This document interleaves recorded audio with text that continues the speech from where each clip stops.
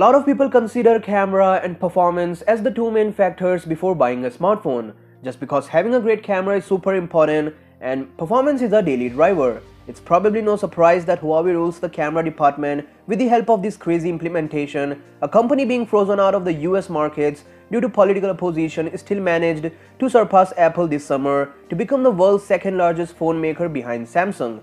To keep up with this strategy, Huawei needs to compete with itself. I mean, a lot of other manufacturers are going to upgrade to a triple rear camera arrangement and possibly a quad camera setup on some very premium smartphones. That means the Chinese manufacturer is left with a 4-camera phone.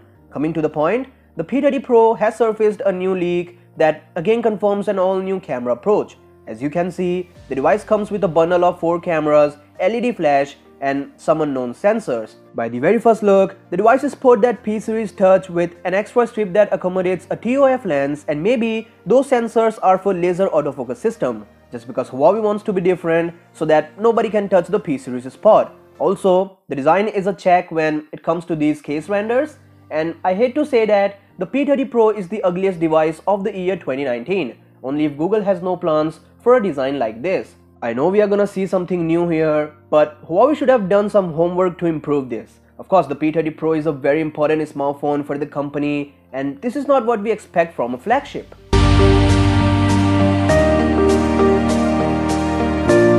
Huawei is also involved in the foldable smartphones technology, and they confirmed it with this image that they launched it on February 28th at Mobile World Congress. We have heard about this particular smartphone, and by this very first confirmation, I am sure that this foldable smartphone will work like a complete different thing. It will be dependent on a single display that could give you a full tablet experience when unfolded.